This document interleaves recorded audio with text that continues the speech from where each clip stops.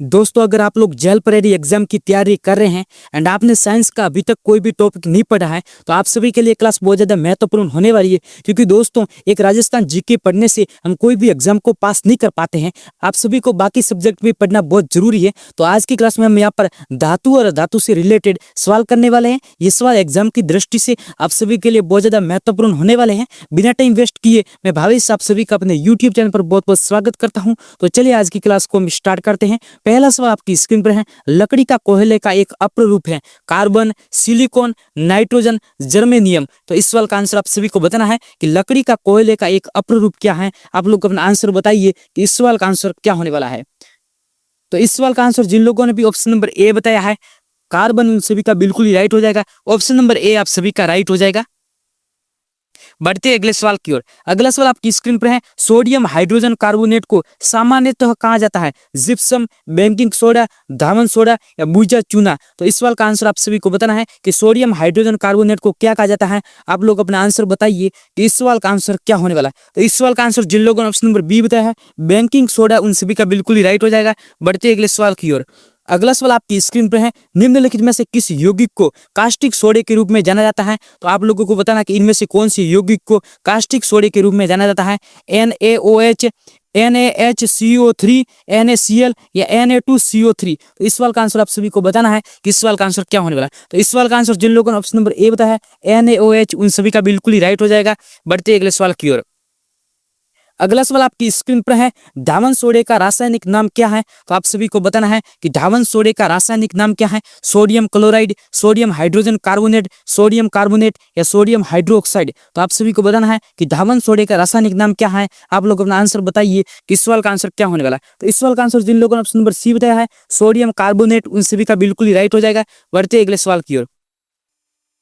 अगला सवाल आपकी स्क्रीन पर है। गलत कथन की पहचान कीजिए। सोडियम और पोटेशियम दोनों ही साबुन कठोर जल में प्रभावी होते हैं। साबुन का आयनिक भाग जल के साथ परस्पर क्रिया करता है। आमतौर पर सोडियम साबुन की तुलना में पोटेशियम साबुन त्वचा के लिए नरम होते हैं या उपयुक्त में से कोई नहीं। तो इस सवाल का आंसर आप सभी को बताना है कि इस सवाल का आंसर क्या होने वाला है। तो इस सवाल का आंसर जिन लोगों ने ऑप्शन नंबर ए बताया है सोडियम और पोटेशियम दोनों ही साबुन कठोर जल में प्रभावी होते हैं। आप सभी को पता होगा कि साबुन कठोर जल में कार्य नहीं करता है, बल्कि यहाँ पर अपमार्जक होता है। वो कठोर व मृदु दोनों जल में कार्य करता है। ऑप्शन नंबर ए आप सभी का बिल्कुल ही राइट हो जाएगा। बढ़ते अगले सवाल की ओर। अगला सवाल आपकी स्क्रीन पर है। कांचे का उपयोग मूर्तियों तथा पदक बनाने में किया जाता है, जबकि पीतल का उपयोग बर्तन, वैज्ञानिक उपकरण तथा कारतूस बनाने में किया जाता है। कांसा और पीतल दोनों ही ताम्र युक्त मिश्र धातु है, तथापि इनकी रासायनिक संरचना में अंतर इस रूप में है कि पीतल में जस्ता और कांसे में टीन का अतिरिक्त अंश है। पीतल में क्रोमियम और कांसे में निकेल का अतिरिक्त अंश है। पीतल में निकेल और कांसे में टीन का अतिरिक्त अंश होता है। पीतल में लोह और कांसे में निकेल का अतिरिक्त अंश होता है। तो इस सवाल का आंसर आप सभी को बताना है कि इस सवाल का आंसर क्या होने वाला है। तो इस सवाल का आंसर जिन लोगों ने ऑप्शन नंबर ए बताया है पीतल में जस्ता और कांसे में टीन का अतिरिक्त अंश होता है। ऑप्शन नंबर ए आप सभी का बिल्कुल ही राइट हो जाएगा। बढ़ते अगले सवाल की ओर। अगला सवाल आपकी स्क्रीन पर है। मिश्र धातु के रूप में सोने को कठोर करने के लिए कौन सी धातु मिलाई जाती है। तो आप सभी को बताना है कि मिश्र धातु के रूप में सोने को कठोर करने के लिए कौन सी धातु मिलाई जाती है। आप लोग अपना आंसर बताइए कि इस सवाल का आंसर क्या होने वाला है। तो इस सवाल का आंसर जिन लोगों ने ऑप्शन नंबर ए बताया है Cu, जिसे कॉपर तांबा बोला जाता है। ऑप्शन नंबर ए आप सभी का बिल्कुल ही राइट हो जाएगा। बढ़ते अगले सवाल की ओर।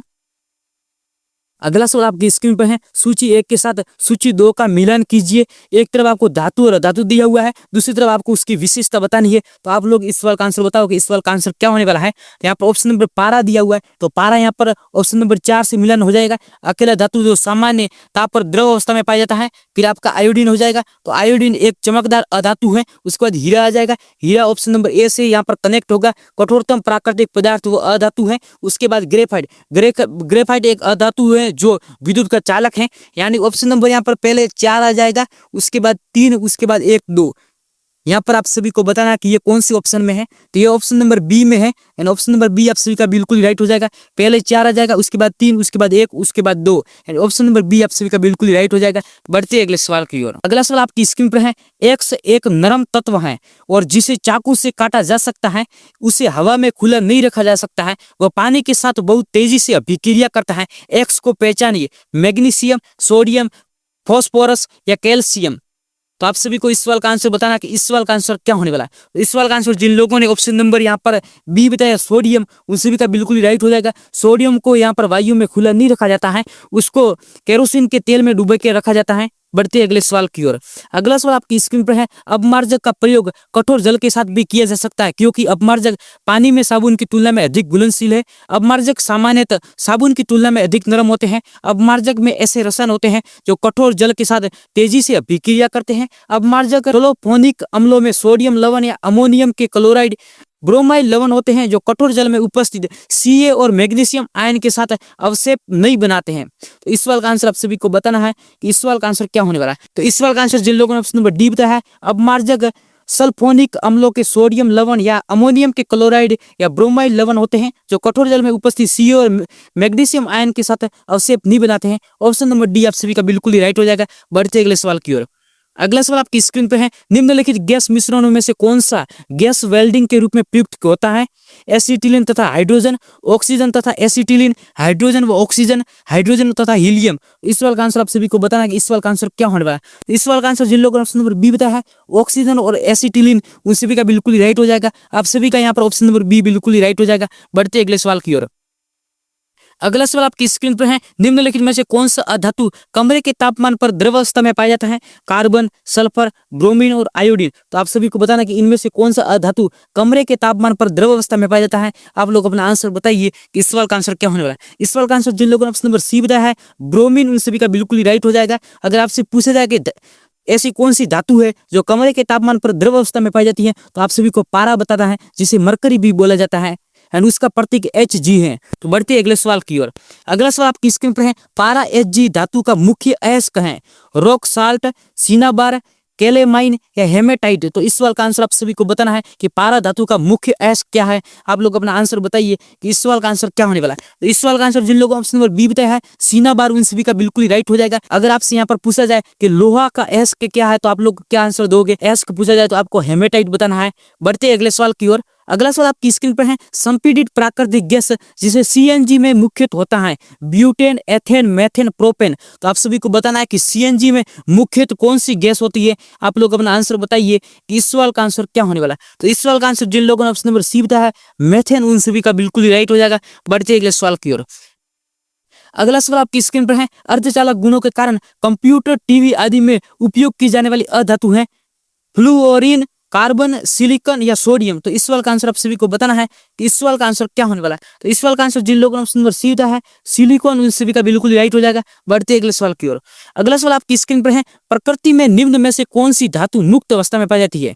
तो आप सभी को बताना है कि प्रकृति में कौन सी धातु है जो मुक्त अवस्था में पाई जाती है? लोहा, सोना, पीतल या तांबा। तो इस सवाल का आंसर आप सभी को बताना है कि इस सवाल का आंसर क्या होने वाला है। तो इस सवाल का आंसर जिन लोगों ने ऑप्शन नंबर बी बताया है, सोना, उन सभी का बिल्कुल राइट हो जाएगा। सोना और चांदी होता है, स्वतंत्र अवस्था में पाई जाती है, उसके ऊपर वायु या फिर जल का कोई भी प्रभाव नहीं पड़ता है। अगर आप लोहे को जल के अंदर छोड़ेंगे तो उसके ऊपर जंग भी लग सकती है। बाकी आप चांदी और या सोने को जल के अंदर भी अभिक्रिया कराएंगे तो उसके ऊपर कोई भी इफेक्ट नहीं पड़ने वाला है। बढ़ते अगले सवाल की ओर। अगला सवाल आपकी स्क्रीन पर है, प्लास्टर ऑफ पेरिस का सूत्र बताइए। तो आप सभी को बताना है कि प्लास्टर ऑफ पेरिस का सूत्र क्या है, जिसे पीओपी भी बोलते हैं। तो आप सभी को बताना है कि प्लास्टर ऑफ पेरिस का सूत्र क्या है। हड्डियां टूटने पर प्लास्टर ऑफ पेरिस का भी उपयोग किया जाता है। यहाँ पर ऑप्शन नंबर सी जिन लोगों ने बताया है, CaSO4.112H2O, उन सभी का बिल्कुल राइट हो जाएगा। ऑप्शन नंबर सी आप सभी का राइट हो जाएगा। बढ़ते अगले सवाल की ओर। अगला सवाल आपकी स्क्रीन पर है, किसान मिट्टी पर अम्लता के प्रभाव को क्या मिलाकर उदासीन करते हैं? कास्टिक चूना, बेकिंग सोडा, बुझा हुआ चूना या जिप्सम। तो इस सवाल का आंसर आप सभी को बताना है कि इस सवाल का आंसर क्या होने वाला है। तो इस सवाल का आंसर जिन लोगों ने ऑप्शन नंबर सी बताया है, बुझा हुआ चूना, उन सभी का यहाँ पर बिल्कुल ही राइट हो जाएगा। अब बढ़ते अगले सवाल की ओर। अगला सवाल आपकी स्क्रीन पर है, अमलगम मिश्र धातु है। तो आप सभी को बताना है कि अमलगम किसकी मिश्र धातु है? कॉपर और टीन की, मरकरी की, लेड और टीन की, कॉपर और जिंक की। तो आप सभी को बताना है कि अमलगम किसकी मिश्र धातु है। आप लोग अपना आंसर बताइए, इस सवाल का आंसर क्या होने वाला है। तो इस सवाल का आंसर जिन लोगों ने ऑप्शन नंबर बी बताया है, मरकरी, उन सभी का बिल्कुल राइट हो जाएगा। एंड ऑप्शन नंबर बी आप सभी का बिल्कुल राइट हो जाएगा। बढ़ते अगले सवाल की ओर। अगला सवाल आपकी स्क्रीन पर है, अपने रूप का प्रत्येक रूप भिन्न होता है उनके रासायनिक गुणों में, गतिक गुणों में, मांसपेशीय गुणों में या भौतिक गुणों में। तो आप सभी को बताना है कि इस सवाल का आंसर क्या होने वाला है। तो इस सवाल का आंसर जिन लोगों ने ऑप्शन नंबर डी बताया है, भौतिक गुणों में, उन सभी का बिल्कुल ही राइट हो जाएगा। बढ़ते अगले सवाल की ओर। अगला सवाल आपकी स्क्रीन पर है, शुक्र ग्रह का वायुमंडल घने सफेद व पीले बादलों से बना है। नाइट्रिक अम्ल के, हाइड्रोक्लोरिक अम्ल के, सल्फ्यूरिक अम्ल के या मैग्नीशियम हाइड्रोक्साइड के? तो आप सभी को बताना है कि इस सवाल का आंसर क्या होने वाला है। तो इस सवाल का आंसर जिन लोगों ने ऑप्शन नंबर सी बताया है सल्फ्यूरिक अम्ल के, उन सभी का बिल्कुल राइट हो जाएगा। बढ़ते अगले सवाल की ओर। अगला सवाल आपकी स्क्रीन पर है, सफेद पेंट में सबसे ज्यादा मिलने वाला सामान्य वर्णक है zinc oxide, titanium dioxide, zirconium dioxide, silicon dioxide? तो इस सवाल का आंसर आप सभी को बताना है कि इस सवाल का आंसर क्या होने वाला है। तो इस सवाल का आंसर जिन लोगों ने ऑप्शन नंबर बी बताया है टाइटेनियम डाइऑक्साइड, उन सभी का बिल्कुल राइट हो जाएगा। बढ़ते अगले सवाल की ओर। अगला सवाल आपकी स्क्रीन पर है, कांस्य की मूर्ति में ज्यादातर होता है कॉपर तथा एल्यूमिनियम, कॉपर तथा जिंक, कॉपर तथा निकल, कॉपर तथा टीन? तो इस सवाल का आंसर आप सभी को बताना है कि इस सवाल का आंसर क्या होने वाला है। तो इस सवाल का आंसर जिन लोगों ने ऑप्शन नंबर डी बताया है कॉपर तथा टीन, उन सभी का बिल्कुल ही राइट हो जाएगा। बढ़ते अगले सवाल की ओर। अगला सवाल आपकी स्क्रीन पर है, मोबाइल फोन की बैटरी में निम्नलिखित में से कौन सी धातु का प्रयोग प्रमुखतया किया जाता है? लिथियम, कॉपर, निकल, एल्यूमिनियम? तो इस सवाल का आंसर आप सभी को बताना है कि इस सवाल का आंसर क्या होने वाला। तो इस सवाल का आंसर जिन लोगों ने ऑप्शन नंबर ए बताया है लिथियम, उन सभी का बिल्कुल राइट हो जाएगा। लिथियम का उपयोग मोबाइल फोन की बैटरी में किया जाता है। ऑप्शन नंबर ए आप सभी का राइट हो जाएगा। बढ़ते अगले सवाल की ओर। अगला सवाल आपकी स्क्रीन पर है, इनमें से कौन सी धातु शरीर के तापमान पर पिघल जाती है? गैलियम और सीजियम, पोटेशियम और आयोडीन, कैल्शियम और रुबिडियम, सोडियम और मैग्नीशियम? इस सवाल का आंसर आप सभी को बताना कि इस सवाल का आंसर क्या होने वाला है। तो इस सवाल का आंसर जिन लोगों ने ऑप्शन नंबर ए बताया है गैलियम और सीजियम, उन सभी का बिल्कुल राइट हो जाएगा। बढ़ते अगले सवाल की ओर। अगला सवाल आपकी स्क्रीन पर है, आलू के चिप्स आदि खाद्य पदार्थों को खराब होने से बचाने के लिए उनकी पैकेजिंग में नामक अकीर्य गैस का प्रयोग किया जाता है? ऑक्सीजन, हाइड्रोजन, क्लोरीन या नाइट्रोजन? इस सवाल का आंसर आप सभी को बताना है कि इस सवाल का आंसर क्या होने वाला है। जिन लोगों ने ऑप्शन नंबर डी दिया है नाइट्रोजन, उन सभी का यहाँ पर बिल्कुल राइट हो जाएगा। अब बढ़ते अगले सवाल की ओर।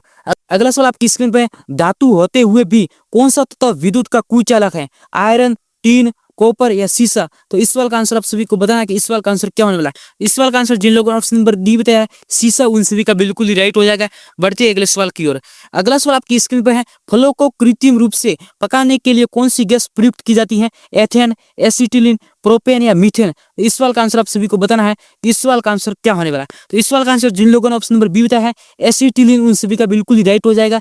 बढ़ते अगले सवाल की ओर। अगला सवाल आपकी स्क्रीन पर धातु व अधातु दोनों के गुण जिन तत्वों में पाए जाते हैं वो कहलाता है? आदर्श धातु, मिश्र धातु, उप धातु या धातुमल? तो इस सवाल का आंसर आप सभी को बताना है इस सवाल का आंसर क्या होने वाला है। इस सवाल का आंसर जिन लोगों ने ऑप्शन नंबर यहाँ पर सी बताया है उप धातु, उन सभी का बिल्कुल राइट हो जाएगा। बढ़ते अगले सवाल की ओर है। आज का ये लास्ट सवाल है, निम्नलिखित में से किस गैस से सड़े अंडे जैसी गंध निकलती है? H2S, SO2, CO2 या NO2? तो इस सवाल का आंसर आप सभी को बताना है। तो इस सवाल का आंसर जिन लोगों ने ऑप्शन नंबर ए बताया है H2S, उन सभी का बिल्कुल राइट हो जाएगा।